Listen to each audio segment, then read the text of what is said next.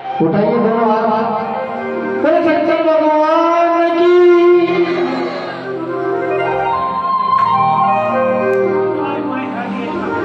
शरण हरि हरि शरण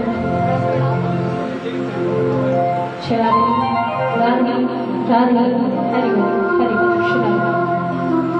इस प्रकार हमारे भोले बाबा ने अमर कथा मैया पार्वती को सुनाई, गुफा के अंदर सुनाई और वहां पर भगवान भोले बाबा ने जब सुनाई है तो उस कथा जब सुनाई तो किसी को मालूम नहीं महाराज, केवल एक वो जोड़ा था कबूतर का, उसके अलावा किसी ने यहाँ अमर कथा नहीं सुनी महाराज। यदि सुनता तो वो भी अमर बन जाता, इसलिए उस गुफा का नाम रखा गया अमरनाथ गुफा। अमरनाथ अमर कथा वहां सुनाई और वहां पर भोले बाबा की शिवलिंग बनती है महाराज, जो अपने आप ही बन जाती है। बर्फ की शिवलिंग निर्मित होती है वहां पर, बर्फ की शिवलिंग अपने आप बनती है और अपने आप मिट जाती है। बोलिए अमरनाथ भगवान की। शिव महापुराण में बड़ी सुंदर सी अमरनाथ की कथा श्री सूर्य जी महाराज ने स्वर्गाधिक ऋषियों को श्रवण करवाई। और अब हम यहाँ पर हमारी कथा श्री शिव महापुराण की कथा जो चल रही है उसका विश्राम लेते हैं, है ना? करें या ना करें? करें या ना करें? अच्छा आप बताओ, है ना? विश्राम कर देते हैं और आगे कहाँ चलते हैं? हाँ चलते कहाँ? किस ओर जाना है?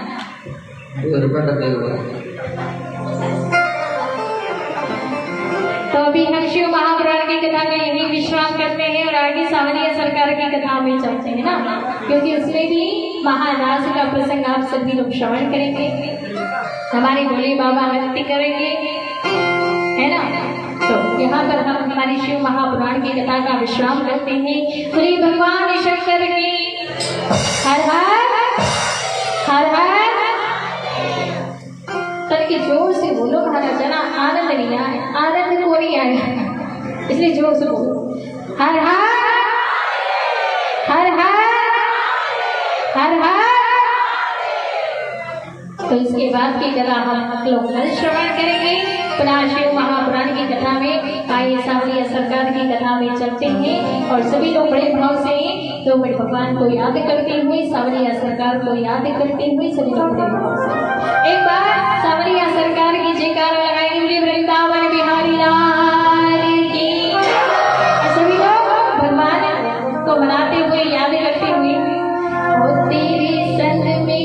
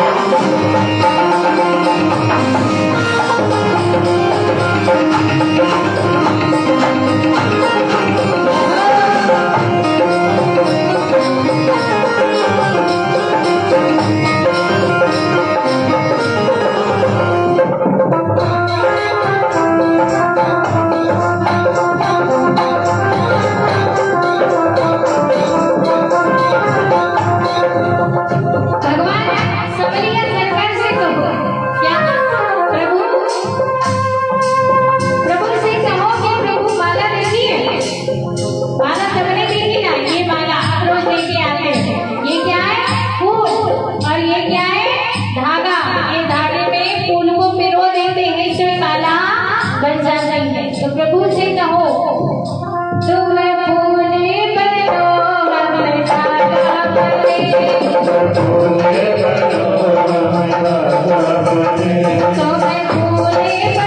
हम धागा बने,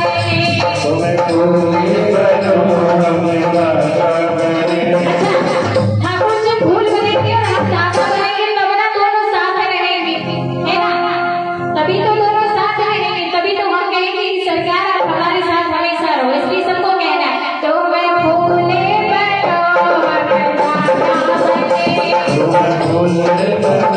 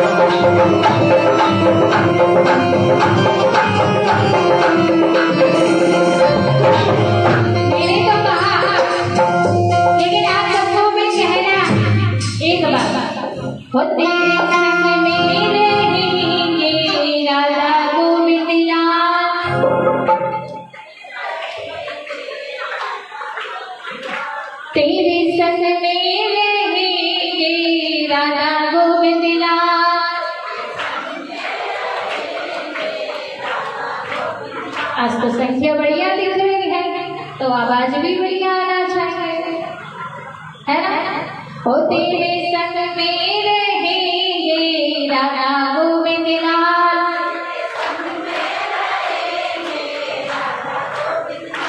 राधा गोविंद लाल में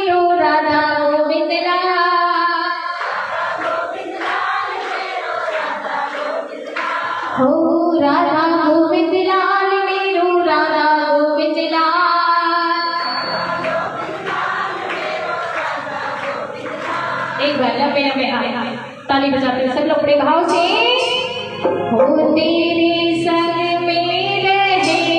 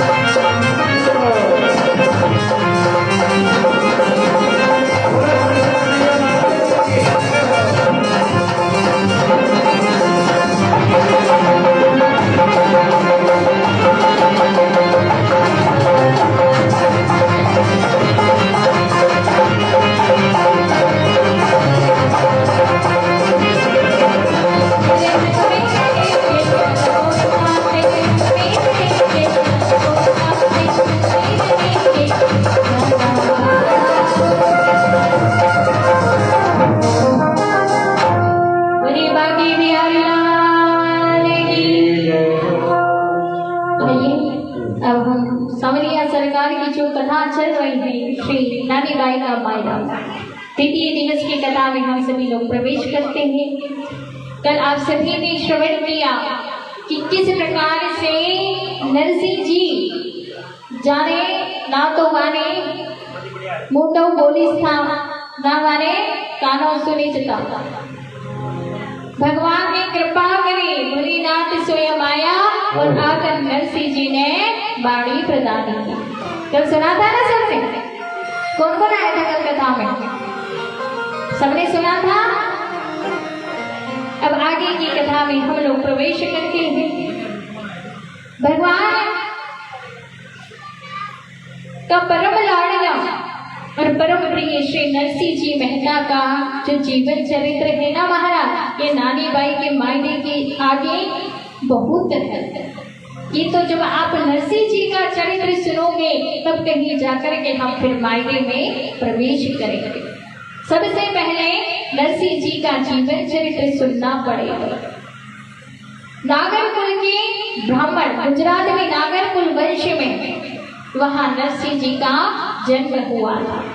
गुजरात के ब्राह्मणों की बड़ी विशेषता थी महाराज। ये उस समय की बात होगी, सन 1400 की ईस्वी की बात होगी कि वहां पर यदि कोई तिलक लगाए, गुजरात में ब्राह्मण तो रहते थे 1400 ईस्वी के समय, लेकिन वहां के ब्राह्मण जो तिलक लगाए, जो भगवान के नाम की माला जपे, भगवान के नाम की माला फेरे, उसमें विश्वास नहीं करते थे महाराज। वहां एक प्रकार का धर्म चल रहा था, अलग ही प्रकार का धर्म चल रहा था महाराज, जो केवल और केवल अपने जो कुछ करते थे वही मानते थे, बाकी जो तिलक लगाना वैष्णवों को मानते नहीं थे महाराज। जो तिलक लगाते थे, जो ब्राह्मण थे ना महाराज, जो भगवान की माला लेकर के बैठते थे, उन्हें वहां के ब्राह्मण सब गालियां काटते थे। बोले ये तिलक फोटो लगा करके आ गया, इसे आ गया, वैसा आ गया महाराज। ऐसे गुजरात क्षेत्र में जब वहां पर अधर्म फैलने लगा महाराज, तो उस अधर्म को मिटाने के लिए और धर्म की रक्षा के लिए वहां हमारे भगवान सावरिया सरकार ने नरसिंह जी जैसे भक्त को वहां पर भेजा। बोलिए सावरिया सरकार। नरसिंह जी वहां जन्मे। कल आप सबने बड़ी सुंदर सी कथा सुनी थी कैसे जन्मे।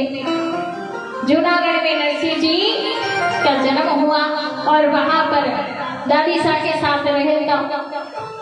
अब नरसिंह जी ने वाणी तो प्रदान हो गई महाराज, कान से सुनने भी लग गए, वाणी से बोलने भी लग गए, पर जो दादी साहब थी उनके मन में बड़ी चिंता रहती। बोले महाराज नरसिंह वाणी तो प्रदान हो गई, महाराज नरसिंह रो ब्याह हो जाए तो फिर मैं भगवान के घरे शांति से जाऊं। रहती ना घर में हमारे बड़े बूढ़े जो होते हैं उनके मन में चिंता बड़ी रहती है कि मैं अकेले बैठी हूँ, इतने टावर कहीं भगवान को बुलावा आ जाए और मैं भगवान के घरे चली जाऊं, अठे पोता पोती को ब्याह नहीं देख पाऊं। यानी जो दादी साहब थी वो सोचने लगी, अठे मैं बैठी हूँ, अठे मारो बूढ़ो शरीर है, ना जाने कब भगवान को बुलावा आ जाए, मैं चल जाऊं, मारे जाया पाछे मारो नरसिंह कई होया करे। इसलिए भगवान से प्रार्थना करती कि मारा नरसिंह रो ब्याह हो जाए। दादी साहब में सोचती रहती महाराज। अब नरसिंह जी ने जब वाणी प्रदान हो गई, नरसिंह जी बस केवल और केवल भगवान रा गुण गावना, भगवान रो गुण गावना और भगवान रो भजन करना, ये नरसिंह जी की भक्ति रा दो विशेष है। अब दादी साहब ने सोची ब्याह हो जाए, तो वही जूनागढ़ में एक ब्राह्मण परिवार रहता था जो बड़ा निर्धन था, जहाँ रुपए पैसे ज्यादा नहीं थे महाराज। उनकी एक बेटी थी जिनरो नाम थो लक्ष्मी गोत्री। उनके साथे नरसिंह जी रो ब्याह कर दियो महाराज। अब ब्याह कर दियो महाराज, दो पति पत्नी अच्छे से रहने लग गया महाराज। अठे दादी सा ज्यादा बूढ़ी हो गई महाराज, दादी सा भी उतने संभाल करके नरसिंह जी और नरसिंह जी की जो पत्नी आई उनको, पर भगवान ने बड़ी कृपा, नरसिंह जी की जो दादी सा थी अठे भगवान का घरे गई, भगवान की प्यारी हो गई महाराज। अब नरसिंह जी का बड़ा भाई था जो वही जूनागढ़ में थानेदार की नौकरी करता था, वही एक राजा के यहाँ थानेदार में नौकरी करता था। अब नरसिंह जी की जो भौजाई थी वह नरसिंह जी से बहुत लड़ती थी, तो नरसिंह जी ने घर से बाहर निकाल दिया महाराज। नरसिंह जी और उनकी पत्नी दो ही वहाँ जूनागढ़ में भिक्षा मांग मांग के अपनो पेट भरने लगिया और भगवान का भजन करने लगिया महाराज। अठे जूनागढ़ का जितना भी सेठ व्यापारी लोग था, वे नरसिंह जी के बड़ा भाई बंसीधर जी के पास आया और आकर नरसिंह जी से नरसिंह जी के बारे में कहने लगे कि बंसीधर जी आपने थानेदार की नौकरी है, अपने पास रुपए पैसे की कोई कमी नहीं है, पर देखो तुम्हारा छोटा भाई भीख मांग के भिक्षा मांग के पेट भरे, ये क्या अच्छी बात है? बोले कितना भोजन करता होगा, अपने घर में नरसिंह को रखो, तुम्हारी प्रतिष्ठा बनी रहेगी, नहीं तो जूनागढ़ में लोग कहेंगे कि कैसा बड़ा भाई था, थानेदार में नौकरी होने के बाद भी अपने छोटे भाई को घर से बाहर निकालती। आज अपने माता पिता होते तो ये काम करते यार। ये बंसीधर ने सोची कि गांव जो भी जूनागढ़ लोग हैं सब सही कह रहा है, यार ये बंसीधर जी नरसिंह जी और उनकी पत्नी ले घर आ गया महाराज। अब 2-4 दिन तो बढ़िया भोजन के लिए नरसिंह जी और उनकी पत्नी अब बढ़िया बैठ के खाए महाराज। लेकिन 2-4 दिन बाद नरसिंह जी का जो बड़ा भाई था ना, वे नरसिंह जी से कहता गया कि अखे केवल भोजन खावे से काम नहीं चले, काम करना पड़सी। नरसिंह जी ने कही कि क्या काम करना पड़सी भैया? तो उन्होंने कही कि गैया के लिए घास लानो पड़सी, भोजन बनाने के लिए लकड़ियां लानो पड़सी, ये सब काम आपने करना पड़ेगी, तो यहाँ रहो नहीं तो जय राम जी की। नरसिंह जी ने कही कि कहीं उठ जाऊंगा तो वहां भी काम करना पड़सी, तो यही बड़ा भाई के पास रहे, यही काम करो और यही भगवान का भजन करो। अच्छा एक बात बताइए, आपको माई बात समझ में आ रहा है कि नहीं आ रहा? आ रहा है ना? किस किस को आ रहा है और किस किस को नहीं आ रहा? सबको आ रहा है। नहीं तो आप कहो कि वो देवी जी आई थी नानी कहाँ की, बोले वो तो मायरा ऐसा सुना के गई पीछे से, अब कह रही हो जो कह पीछे कोई कुछ नहीं कहेगा। बड़ी सावलिया सरकार की। तो नरसिंह जी अपनी पत्नी के साथ रेवता महाराज। अब रेवता वहां पर कोई स्पेशल कमरा भी नहीं मिला कि कोई अच्छा कमरा उनके भाई ने बना के दिया हो। दोनों पति पत्नी रेवते कहाँ रहे, कहाँ? बोले गौशाला में देवता महाराज नरसिंह जी और उनकी पत्नी बढ़िया गौशाला में बकाया भी सेवा करता। नरसिंह जी घास काटने जाता, लकड़ियां बीनने जंगल में जाता। महाराज एक दिन कई होयो कि शिवरात्रि रो त्योहार आयो। पुनः शिवरात्रि रो त्योहार जब आयो, नरसिंह जी मालूम को नहीं कि शिवरात्रि है। नरसिंह जी ठानी पड़ी कि शिवरात्रि को दिन है आज। या नहीं, नरसिंह जी सुबह सुबह 5 बजे उठे, उठ करके भाभी साहब तैयार, बोले या बैठ के रोटियां डालने से काम नहीं चलेगो, भोजन करने से काम नहीं चलेगो, जाओ। बोले लकड़ी खत्म हो गई है, लकड़ी लेकर के आओ।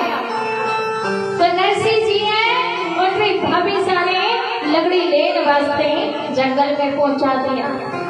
अब जंगल में पहुंचा दिया, जंगल में लकड़ी काटी महाराज, बढ़िया अच्छे गट्ठे, बड़े बड़े गट्ठे तैयार कर लिए। और तैयार करने के बाद जैसे ही ला रहे थे, सिर पर रखकर श्री वहां बीच में एक महादेव का मंदिर पड़ गया। जैसे ही भोले बाबा को मंदिर पड़ा, वहां नरसिंह जी ने अपनी जो लकड़ी का पत्थर था उसको नीचे रखा और सोचा मन में कि नहाया तो है नहीं, पर फिर भी भगवान के मंदिर के दर्शन कर लो। तो नरसिंह जी भगवान के मंदिर के दर्शन करने गए तो वहां पता चली कि आज तो शिवरात्रि रो त्योहार, आज तो शिवरात्रि रो दिन है। उस समय गुजरात के जो लोग थे, जो नागरकुल के ब्राह्मण थे, नागरकुल के ब्राह्मण तो थे, और गुजरात के जितने भी सेठ व्यापारी थे ना, वे भगवान का भजन नहीं करता था, भगवान की पूजा करना सब उनको ढोंग लगता था। ऐसे धर्म कर्म का कार्य करते थे ना, तो उनको सब ढोंग धतूरा लगता था, ये तो नाटक कर रहे हैं, पागल बना रहे हैं। तो जितने भी गुजरात के लोग हैं, जैसे कभी कभी हाँ एक बात है, ऐसे धार्मिक कार्य करते नहीं करते, लेकिन गुजरात के जो लोग थे 1400 ईस्वी के समय, उस समय वो भोले बाबा की बड़ी सेवा करते थे, भोले बाबा की पूजा करते थे।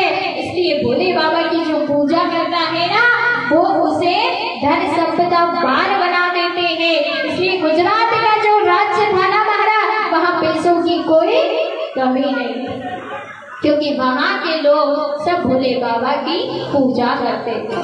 जैसे जैसे कभी शिवरात्रि का त्योहार आया, कभी प्रदोष व्रत आया, तो जितने भी गुजरात के लोग, नागरकुल के ब्राह्मण, सब कभी कभी शिवरात्रि का त्योहार उस दिन भगवान के मंदिर जाते और कीर्तन करते थे।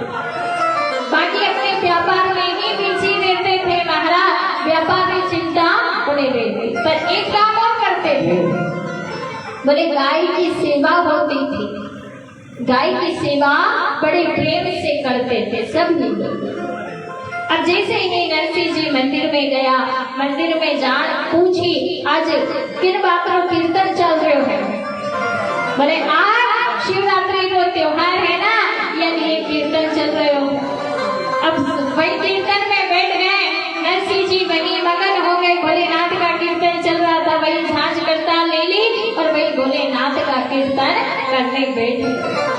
अब जब कीर्तन करते करते करते बहुत देर हो गई, अब एकदम नरसिंह जी ये ध्यान आयो कि भाभी सारे गई थी कि लकड़ी ले जाना है। अब एकदम जैसे ही ध्यान आए, तो कीर्तन को छोड़ा, लकड़ी को गट्ठे माथे पे धरे और घर आए। घरे आकर के उन्होंने भाभी साहब से कही कि भाभी साहब देखो मैं लकड़ी ले आ गई। अब भाभी साहब आज शिवरात्रि का त्योहार है, थोड़ा पानी गरम गरम दे दो। सर्दी का समय था उस समय, अभी गर्मी है ऐसा समय नहीं था, सर्दी का समय से कहने लगे भाभी साहब आप मुझे गरम गरम पानी दे दो, मैं स्नान कर लूंगा, शिवरात्रि को त्योहार है। और स्नान करने के बाद मुझे फलार दे देना, मैं फलार कर लूंगा। नरसिंह जी ने जो ही गई, महाराज अटे भाभी साहब तैयार हुआ। नरसिंह जी कहने लगी भाभी साहब हाँ आ गया, अभी तो थाई गरम गरम पानी दो। अब वह गालियां काटती महाराज बोलती बोलती नरसिंह जी ने उठपटांग बोलती गई, गालियां देती गई और देती बस धरचरी हवेली थी, उन्हें हवेली में चढ़ती और छत पे जा और वहीं पर ठंडा पानी के मटके रखे थे 5-7 और ठंडे पानी के मटके रखे थे। उन मटकों को उठाया और वहीं दूसरी मंजिल से तो नरसिंह जी की जो भौजाई थी ना, उन्होंने मटके उठाए और नरसिंह जी पे वो न जाने कितने दिन का ठंडा पानी रखा था, उस ठंडे पानी को नरसिंह जी के ऊपर धड़ धड़ धड़ धड़ करके डाल दिया। जैसे ही डाला, नरसिंह जी के ऊपर पानी डाला, ठंड का समय था, नरसिंह जी कांपने लगे और कांपने तो लगे। वो जो उनकी भाभी सा थी, उन्होंने पानी तो डाला पर पानी के साथ जो मटका था ना, वो भी नरसिंह जी के ऊपर फेंक दिया और नरसिंह जी के सिर में चोट आ गई। नरसिंह जी के सिर में जैसे ही चोट आई, नरसिंह जी ने सोची कि आज हमारी माई होती, हमारा बाप होता तो आज मैंने यो दिन नहीं देखना पड़ सकता। आज हमारी भाभी साहब देखो, आज मैंने गर्म पानी मांगा। आज शिवरात्रि रो त्योहार हो, आज शिवरात्रि के त्योहार के दिन गर्म पानी मांगा तो ठंडा पानी डाल दी और ठंडा पानी डाला सो डाला, वो मटका भी नरसिंह जी के ऊपर फेंक दिया। नरसिंह जी बहुत दुख होयो महाराज, नरसिंह जी इतना दुख होयो कि यहाँ रहने से अच्छा है कि मैं कहीं जाके मर जाऊं, यहाँ मुझे नहीं रहना। नरसिंह जी रात्रि का समय, सर्दी का वो समय था, नरसिंह जी वहाँ से चल गई। क्योंकि बात भी सही है, जहाँ हमारा मान होता है, जहाँ हमारा आदर होता है, वहाँ हमें बार बार नहीं जाना चाहिए। तुलसीदास जी भी कहते हैं कि चाहे सोने की वर्षा हो, चाहे सोने की कंचन बरसे, लेकिन वहाँ नहीं जाना चाहिए। तुलसी जहाँ न जाइए कंचन बरसे वे, बोले जहाँ हमारा अनादर हुआ हो वहाँ हमें नहीं जाना चाहिए। आज नरसिंह जी वहाँ से निकल पड़े, रात ही रात महाराज चलते गए। एक जंगल था महाराज, जंगल में जाकर के घुस गए और जाकर के कहने लगे, मन में सोचने लगे, या तो आज मैं अपने प्राण त्याग दूं या फिर कोई शेर भालू चीता मुझे खा जाए। अब वहाँ पर नरसिंह जी चले। नरसिंह जी जंगल में जैसे ही गए, महाराज एक गुफा थी। अब नरसिंह जी ठंड के मारे कांप रहे, आग कहाँ से जला। नरसिंह जी उस गुफा में चले गए, कोई स्थान देखो। और भगवान को जब बुलाना होगा ना, भूखे प्यासे रहने लगे, बोले भगवान को जब बुलाना होगा तब मुझे बुला दे। वहीं भगवान का नाम लेते लेते परेशान होते उस गुफा में जैसे ही गए, खंडर सा दिखाई दिया महाराज। वो खंडर में जैसे ही जाने लगे, अब वहाँ पर भगवान की कृपा देखो, बारिश होने लगी। अब बारिश भी होने लगी, कहाँ छुपे तो जो खंडर था उसमें वहाँ पर जरा से एक कोना था महाराज, उस कोने में जाकर के नरसिंह जी वहीं बैठ गए।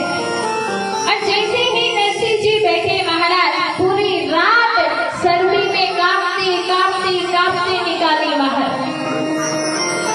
पूरी रात जब निकल गई, सुबह उठ करके जैसे ही नरसिंह जी ने देखा तो वो खंडर नहीं महाराज, वो तो मंदिर था भोले बाबा का। और जहाँ खंडर था वो ये मंदिर, और मंदिर के अंदर भोले बाबा की बढ़िया सुंदर सी मूर्ति थी। बड़ी भोलेनाथ की, भोलेनाथ की मूर्ति वहाँ थी। नरसिंह जी ने सोचे, मैं तो खंडर समझ रहा था, ये तो भोलेनाथ का मंदिर है।